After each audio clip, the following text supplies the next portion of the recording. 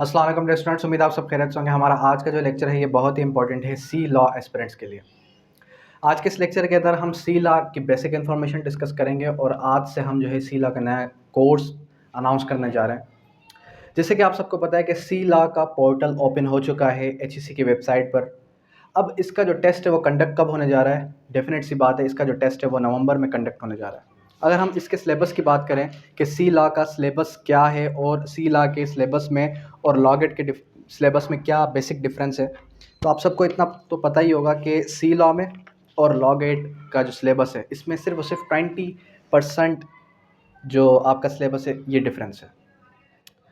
Basically अगर देखा जाए तो लॉ गेट या सी लॉ, जो फॉरेन स्टूडेंट्स बाहर से पढ़कर आते हैं तो उनको भी लॉ गेट ही देना चाहिए था, लेकिन उनके लिए कंपलसरी कर दिया गया कि वो सी लॉ का टेस्ट भी देंगे और साथ ही साथ लॉ गेट का भी टेस्ट देंगे। अब अगर हम इसके सिलेबस की बात करें कि जो हमारे पास सी लॉ का सिलेबस है, तो सी लॉ के सिलेबस के अंदर हमारे पास constitution of Pakistan, constitutional cases, same cases वही जो कि आपके लॉ गेट का हिस्सा है, 8 लीडिंग केसेस। फिर उसके बाद कॉन्स्टिट्यूशन ऑफ पाकिस्तान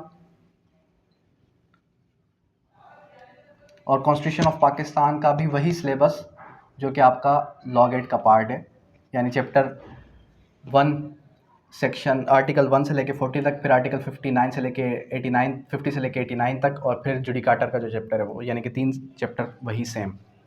फिर उसके बाद कोड ऑफ सिविल प्रोसीजर वही सेम जो कि लॉ गेट का हिस्सा है, CPC 20 मार्क्स, और इसके कितने 15 मार्क्स और इसके कितने 5 मार्क्स।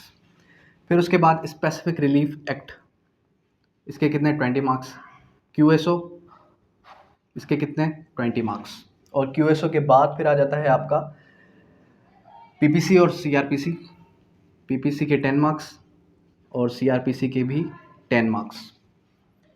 ठीक है, तो ये आपके कितने मार्क्स हो गए? ये आपके हो गए 60, 80 और 100 मार्क्स हो गए। और 100 में से आपने 50, एटलीस्ट 50 मार्क्स ऑब्टेन करने हैं ताकि आप सी लॉ के कोर्स को क्रैक कर पाएँ। अब सी लॉ का कोर्स जो है इतना कोई टफ नहीं है, लेकिन टाइम हमारे पास शॉर्ट है, नियर अबाउट कोई 20 या 25 डेज़ ही हमें बचेंगे, जिसके अंदर हमने कंप्लीट प्रिपरेशन करनी है सी लॉ की। C law means special equivalence test. Law GAT conduct होने से पहले, लॉ गेट देने से पहले आप सी लॉ दें या लॉ गेट देने के बाद आप सी लॉ दें, इसका कोई भी इफ़ेक्ट नहीं है आपके एग्ज़ाम पर, आपके बार के लाइसेंस के ऊपर। ठीक है, तो आज से हम जो है कानून शहादत ऑर्डर स्टार्ट करने जा रहे हैं। तो ज़रा आप कानून शहादत ऑर्डर को ओपन कर लें। जब हम कानून शहादत ऑर्डर की तरफ बढ़ते हैं तो हमारे पास कंप्लीट बुक है कानून शहादत ऑर्डर की, लेकिन कानून शहादत ऑर्डर की तरफ जाने से पहले मैं आपको सिर्फ और सिर्फ इतना बताऊंगा कि आपने कौन से सब्जेक्ट्स की तरफ फोकस करना है कि आप अच्छे मार्क्स ऑब्टेन कर सकें सी लॉ के अंदर।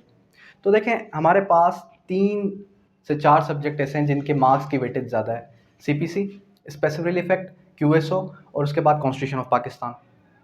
तो ये हमारे पास 4 ऐसे सब्जेक्ट्स हो गए जिनके मार्क्स की वेटेज कितनी है, 15 और 20। अब अगर आप इन 4 सब्जेक्ट की तरफ फोकस करें और उसके बाद फिर आप PPC और CRPC की तरफ फोकस करें, और डेफिनेट सी बात है आप 100 आउट ऑफ 70-80 ऑब्टेन कर जाएंगे। इतना कोई टफ, इतना कोई मुश्किल टेस्ट नहीं है ये। तो चलें स्टार्ट करते हैं कानून शहादत ऑर्डर। कानून शहादत ऑर्डर के अंदर 166 आर्टिकल्स हैं और 166 आर्टिकल सारे के सारे पढ़ना कंपलसरी है। ये नहीं है कि आपने ये सोच लें कि भाई इंपॉर्टेंट आर्टिकल ही हम डिस्कस करेंगे, सारे के सारे आर्टिकल्स ही इंपॉर्टेंट है। बैरक पर जितना कमांड हासिल कर सकें उतना ज़्यादा फ़ायदा है आपका। जितना ज़्यादा बैरक को पढ़ेंगे, जितना ज़्यादा बैरक को गो थ्रू करेंगे, उतने ज़्यादा मार्क्स आप ऑब्टेन कर सकेंगे। इसकी जो डेट ऑफ इन्फोर्समेंट 28 अक्टूबर 1984, क्या डेट है?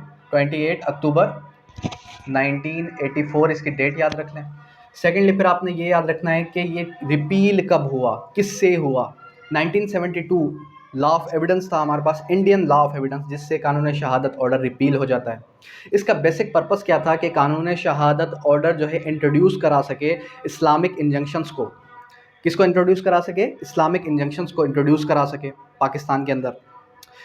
वैसे अगर देखा जाए तो कानून शहादत ऑर्डर के अंदर जितने भी हमारे पास आर्टिकल्स हैं वो सारे के सारे रिजेम्बलेंस में हैं। रिजेम्बलेंस में है किसके? Law of evidence. Law of evidence वही सेम जो इंडिया के अंदर है। अब हमारे पास आर्टिकल 1 क्या बात करता है प्रियम्बल की, जो हमें ये बताता है कि ये जो कानून शहादत ऑर्डर इंट्रोड्यूस किया गया ताकि इस्लामिक इंजंक्शंस को इंट्रोड्यूस करवा सके, इस्लामिक वे ऑफ एविडेंस को इंट्रोड्यूस करवा सके। गवाही किस से ली जाएगी, गवाही कैसी होगी और गवाही किस से मुतल्लिक होगी। फिर आर्टिकल 17 को जब हमने गो थ्रू किया तो आर्टिकल 17 रिजम्बल किया, किससे रिजम्बल किया? कुरान पाक की एक आयत के साथ, कि जब भी गवाही दी जाएगी तो 2 मर्द या फिर 1 मर्द और 2 ख़वातीन। फिर उसके बाद कुरान पाक के अंदर एक आयत है कि जिसके अंदर तज़ी का वर्ड है कि अगर एक औरत भूल जाए तो दूसरी उसको याद दिलाए, यानी कि 1 मर्द की गवाही 2 औरतों के बराबर कर दी गई। ठीक है, अब आते हैं आर्टिकल 2 की तरफ, इंटरप्रिटेशन, जिसके अंदर सबसे पहले आता है कोर्ट की डेफिनेशन, कोर्ट और डॉक्यूमेंट। किसकी डेफिनेशन है? कोर्ट, और फिर आती है डॉक्यूमेंट। अब जो हमारे पास कोर्ट की डेफिनेशन है तो हमें ये बताता है कि कोर्ट इंक्लूड्स ऑल जजेस, magistrate, all persons except arbitrator legal authorised to take evidence. All persons legally authorised to take evidence. ठीक है, जो गवाही, जो एविडेंस ले सके, except arbitrator, except arbitrator, arbitrator से हटके, किससे हटके? आर्बिट्रेटर से हटके। फिर उसके बाद बताया कि डॉक्यूमेंट की क्या डेफिनेशन होगी। अब डॉक्यूमेंट को आप जो है रिजेंबल करें, क्रॉस कनेक्ट करें। किसके साथ क्रॉस कनेक्ट करेंगे? सेक्शन 23 पीपीसी के साथ। जब सेक्शन 23 पीपीसी को ओपन करेंगे तो सेम हु बहू यही डेफिनेशन आपको मिलेगी। कहाँ पर? पीपीसी के अंदर, पाकिस्तान पेनल कोड के अंदर।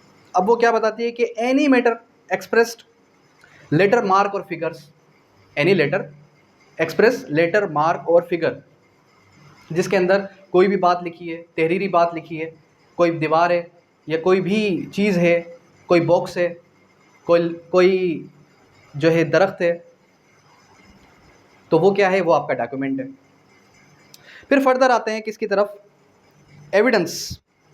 अब एविडेंस के अंदर ओरल भी आ गई, डॉक्यूमेंट्री भी आ गई। तो एविडेंस को जब हमने गो थ्रू किया तो उसके अंदर बताया कि ओरल भी है और डॉक्यूमेंट्री भी है। ये तो आगे चल के हम आर्टिकल्स के अंदर डिस्कस करेंगे, लेकिन अभी फ़िलहाल हमने क्या देखना है? अभी फ़िलहाल हमने ये चीज़ देखनी है कि यहाँ पर डेफिनेशन के अंदर क्या बताया गया। डेफिनेशन के अंदर ये बताया गया कि ऑल स्टेटमेंट्स,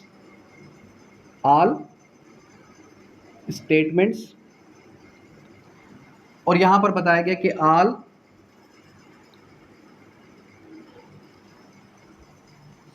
डॉक्यूमेंट्स। जहां पर स्टेटमेंट्स का जिक्र आ जाए तो वो डॉक्यूमेंट्री की बात कर रहा है, जहां पर डॉक्यूमेंट्स का जिक्र आ जाए वो डॉक्यूमेंट्री एविडेंस की बात कर रहा है। All statements which are court permits to require be made before it witnesses in relation to matter under inquiry. तो ये क्या बात कर रहा है? ओरल एविडेंस की बात कर रहा है। और जहां पर डॉक्यूमेंट्स की बात कर रहा है वो क्या बात कर रहा है? वो आपके डॉक्यूमेंट्री एविडेंस की बात कर रहा है। फिर आगे आ जाएं आप किसकी तरफ? आगे आते हैं हम, a fact is said to be relevant. Relevancy of fact, fact in issue और रेलेवेंट फैक्ट क्या है? क्या आ जाएगा? फैक्ट इन इशू और relevant fact. Fact in issue, relevant fact, इन दोनों में फ़र्क क्या है?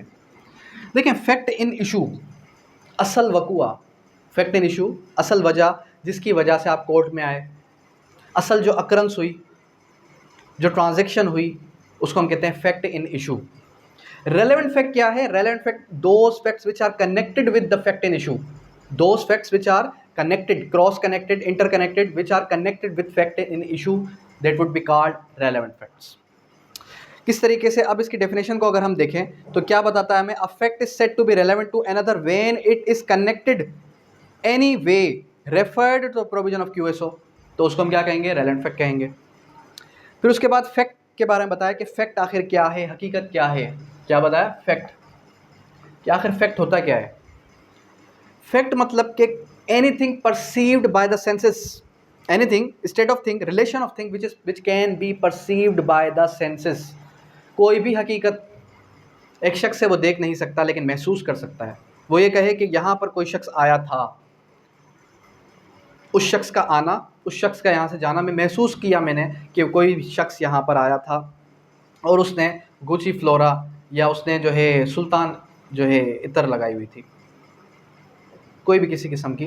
अब उसने महसूस किया क्योंकि वो फ्रेगरेंस पहले से ही वो शख्स यूज़ कर चुका था, या वही फ्रेगरेंस आज से 1 साल पहले जब मर्डर हुआ था तब वो फ्रेगरेंस उसको महसूस हुई थी, बिल्कुल हूबहू फ्रेगरेंस आज की तारीख में उसको महसूस हुई। डेट मीन्स कि उसने ये सोचा कि वही शख्स शायद मेरे करीब आया। तो ये क्या हो गया, being perceived by the senses, that is fact. उसको हम क्या कहेंगे, उसको हम कहेंगे फैक्ट। आगे आते हैं मेन हमारे आर्टिकल की तरफ। आर्टिकल 3 विटनेसेस के बारे में बात करता है। ठीक है, आर्टिकल 3 क्या बात करता है विटनेसेस के बारे में। आर्टिकल 3 बताता है हु मे टेस्टिफाई, क्या बात करता है, हु मे टेस्टिफाई, कौन गवाही दे सकता है। ठीक है, कितने गवाह होंगे। देखें, कानून शहादत ऑर्डर कंप्लीट जो है वो बेस किस पर करता है, Qanun Shahadat order complete base करता है आपके कौन गवाही देगा, कितने गवाह होंगे, गवाही कैसी होगी, 12 सबूत किस पर होगा, चीफ किस तरीके से रिकॉर्ड किया जाएगा, जिरा किस तरीके से की जाएगी, ये कंप्लीट हमें बताता है Qanun Shahadat Order 1984। All person shall be competent to testify, क्या कहते हैं, all person shall be competent to testify, हर शख्स गवाही दे सकता है। If they are prevented to understanding the questions put to them and from giving rational answers to those questions by tender years, extreme old age, disease, whether, body or mind. कह रहे हैं कि हर शख्स गवाही दे सकता है, बशर्त यह है कि वो शख्स कोर्ट के सवाल को समझे और उसका दुरुस्त जवाब दे। He is competent to testify. फिर आगे उसकी एक्सेप्शन बता दी गई कि provided that a person shall not be competent to testify if he has been convicted for perjury, अगर उसने झूठी गवाही दी कभी तो वो कोर्ट को जो है क्या नहीं कर सकता, वो कॉम्पिटेंट विटनेस नहीं है, वो क्रेडिबल विटनेस नहीं है।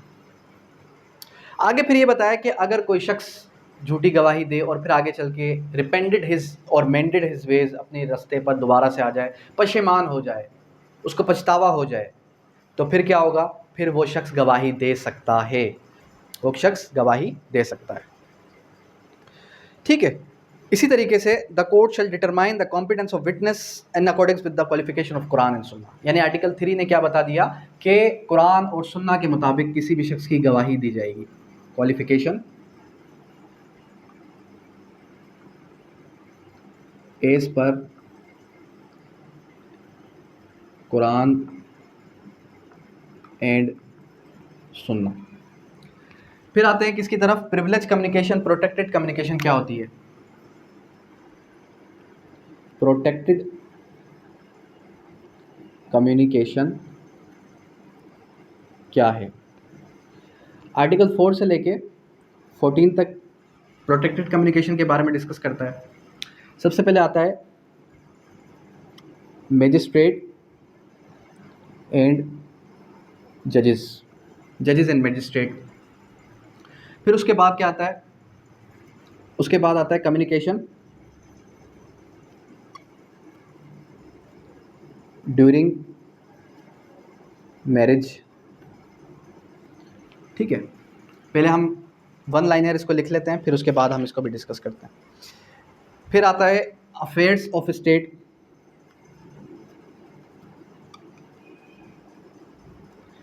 फिर उसके बाद क्या आता है, उसके बाद आता है official communication,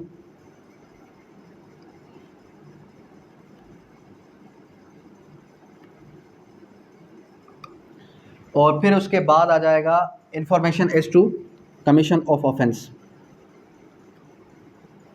information as to commission of offence.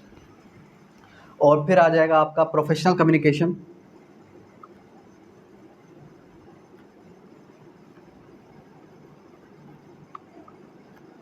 Professional communication आ गया।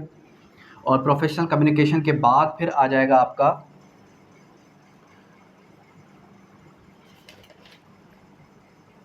Production of title deed, production of title document. ठीक है, ये आर्टिकल 4 से लेके 14 तक हम देखेंगे इसको ज़रा। अब देखें, आर्टिकल 4 से लेके 14 तक जाने से पहले हम ज़रा डेफिनेशन को समझ लें। What's the basic definition of protected communication. Protected communication होती क्या है? A communication which is protected from the force disclosure. ऐसी कोई भी कम्युनिकेशन जिसको फोर्स डिस्क्लोजर से प्रोटेक्ट किया जाए, जिसको फोर्स डिस्क्लोजर से प्रोटेक्ट किया जाए, उसको हम क्या कहते हैं? Protected communication. सबसे पहले आर्टिकल 4 ने बात की जजेस एंड मैजिस्ट्रेट और जजेस को जो है प्रोटेक्शन हासिल है कि वो किसी को जवाब नहीं देंगे कि उसने क्यों सज़ा दी, उसने ये ऑर्डर पास क्यों किया। ठीक है, एक्सेप्शन भी इन्हीं आर्टिकल्स के मौजूद है। वो क्या है? वो ये है कि अगर जब तक उनके सुपीरियर अथॉरिटी, सुपीरियर जज उनसे ना पूछ लें, जब तक उनके सुपीरियर जजेस उनसे नहीं पूछेंगे तब तक वो किसी को जवाब दे नहीं होंगे। फिर आ जाएगा communication during marriage. Husband and wife का रिश्ता जो है उस दरमियान कोई भी कम्युनिकेशन होती है, किसी भी किस्म की कम्युनिकेशन होती है ड्यूरिंग मैरिज। वो शादी में थे जब तक उन्होंने बताया, हस्बैंड ने बताया वाइफ को मैंने मर्डर किया है, मैंने जो है उसको जो है वहाँ ठिकाने लगा दिया, या फिर मैंने जो है रिश्वत ली है, व्हाट्सएवर कोई भी ऑफेंस की किसी भी किस्म की कम्युनिकेशन वो प्रोटेक्टेड है। वाइफ शादी ख़त्म होने के बाद जाके कोर्ट में बताती है कि हाँ भाई इसने ये जुर्म किया है, हाँ भाई इसने ये ऑफेंस किया था, ठीक है, और इसने मुझे खुद बताया था, तो वो प्रोटेक्टेड है। उसकी गवाही किसी भी उसके पर्सनल मैटर पे यूज़ नहीं की जाएगी, एक्सेप्ट कोई ऐसा मुकदमा जो कि हस्बैंड और वाइफ के दरमियान हो। वो कौन सा मुकदमा है? ज़ाहिर सी बात है, सेपरेशन का मुकदमा है, फैमिली मैटर्स हैं। अफेयर्स ऑफ स्टेट के जो अफेयर्स हैं उनके बारे में अगर किसी भी शख्स को कोई इन्फॉर्मेशन पहुंचती है तो वो उसको सिगा राज में रखेगा, इतला नहीं देगा। फिर आगे ऑफिशियल कम्युनिकेशन। अगर कोई भी ऑफिसर अपने लोअर स्टाफ को कोई बात बता देता है कि आपने ये बात प्रोटेक्टेड रखनी, आपने ये बात पब्लिक को नहीं बतानी, तो वो बात पब्लिक को नहीं बताई जाएगी। उसके बाद information is to commission of offence. कोई भी शख्स अगर ये बता दे कि ये जुर्म किसने किया था, बिजली की चोरी किसने की थी, या ये ऑफेंस किसने किया था, और उसको पता है और उसको एक खदशा है कि हो सकता है ये शख्स मुझे भी मार दे, हो सकता है ये शख्स आगे चल के मुझे भी नुकसान दे दे, तो वो शख्स क्या करेगा? वो शख्स ऑफिसर को, रेवेन्यू ऑफिसर को, पुलिस ऑफिसर को, मजिस्ट्रेट को, इनमें से किसी भी एक शख्स को, या कोई भी शख्स जो कि मेंशन है इस आर्टिकल के अंदर, तो वो ये कहेगा कि भाई मेरा नाम सिगाए राज में रखा जाए और मुझे खदशा है कि वो मुझे भी नुकसान पहुंचाएगा, तो उसका नाम सिगाए राज में रखा जाए। ऑफिशियल कम्युनिकेशन, जो क्लाइंट और एडवोकेट के बीच में जो कम्युनिकेशन होती है वो भी एक किस्म की प्रोटेक्टेड है और उसको भी कोई फोर्सली डिस्क्लोज नहीं कर सकता, चाहे वकील चाहे क्लाइंट। दोनों के ऊपर आर्टिकल्स मौजूद हैं, आर्टिकल 9 की सूरत में, आर्टिकल 11 की सूरत में। और आर्टिकल 9 कहता है, जो आर्टिकल 10 कहता है कि जो आर्टिकल 9 के अंदर बात लिखी गई है वो अप्लाई होती है उनके इंटरप्रीटर्स, उनके जो मुंशी वगैरह उनके ऊपर भी अप्लाई होती है। फिर आता है क्या? फिर आता है प्रोडक्शन ऑफ टाइटल डॉक्यूमेंट। एक शख्स विटनेस बॉक्स में आता है गवाही देने के लिए और उससे ये कहा जाता है कि भाई आप अपना टाइटल डॉक्यूमेंट भी शो करें कि आपके पास ये प्रॉपर्टी है। भाई वो जब आया गवाही देने है किसी और मैटर के अंदर, तो आप उससे टाइटल डॉक्यूमेंट भी क्लेम नहीं कर सकते, आप उससे टाइटल डॉक्यूमेंट भी क्लेम नहीं कर सकते। ये हमें बताया आर्टिकल 13 ने। नेक्स्ट हम पढ़ेंगे आर्टिकल 15 से onward, incriminating question. Incriminating question से ऑनवर्ड कल इंशाल्लाह हम जो है आर्टिकल 40 या 50 तक कंप्लीट करेंगे और इंशाल्लाह हम कोशिश करेंगे कि इन डिटेल जिस तरीके से आज हमने सीक्वेंस वाइज आर्टिकल्स को डिस्कस किया है, इसी तरीके से हम जो है क्यूएसओ को डिस्कस करेंगे। क्यूएसओ के बाद फिर हम आ जाएंगे किसकी तरफ? स्पेसिफिक इफेक्ट की तरफ, फिर उसके बाद सीपीसी की तरफ, फिर उसके बाद कॉन्स्टिट्यूशन ऑफ पाकिस्तान की तरफ। इस तरीके से हमने जो है पूरा का पूरा सिलेबस को कवर करना है विद इन 1 मंथ, और कोशिश करने के जितना जल्दी हो सके उतना जल्दी हम इस पूरे के पूरे कोर्स को कवर कर जाएँ। अब यहाँ तक कोई क्यूरी, कोई भी सवाल हो आपका तो आप कर सकते हैं। Thank you, that's all.